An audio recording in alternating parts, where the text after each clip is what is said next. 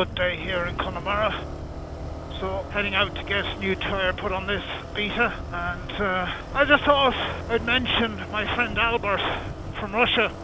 I met him when I travelled through Russia in 2015 on my way to Mongolia, and I'd spoken to him online a lot, but I actually never knew what he did for a job. He just said, meet me at my office when you get to TheCivvie. So I said, there's no problem, and I was driving through and looking on the map on my sat-nav. Of course, Western sat-navs are useless in Russia because they'll only guide you to the main points of a town. So I had to give him a ring, and he came out to meet me in his little car. To be honest, I don't know how I kept up with him.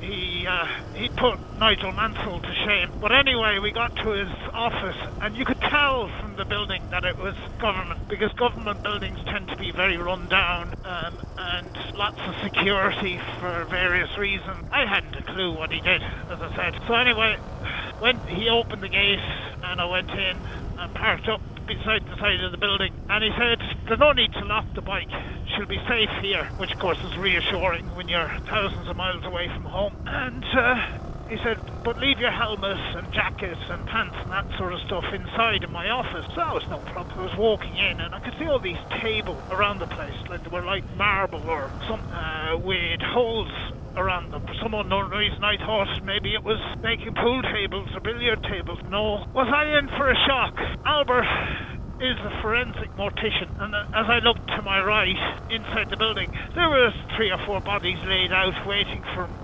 post-mortems to be done. Of course, all my friends in Ireland found this highly amusing, and said, oh, sure, we'll never see Sean again, that's the last we'll ever hear from him. Or one of my favourites was that, well, nobody dead would be seen on my bike anyway. So yeah, I did actually stay with Albert a second time, and he took me to a, we know it was a wake, it was the funeral home, or flat of a funeral, an elderly lady who had, she'd won the hero of the, she was a hero from the Great War, and her son had died of cancer, and it was a very, very nice evening. But yeah, I stayed with him twice, and I've remained in contact with him over the years. So Albert, my friend, you're always there in my mind, and I hope everything finds you well. And this is TheCivvie for another episode.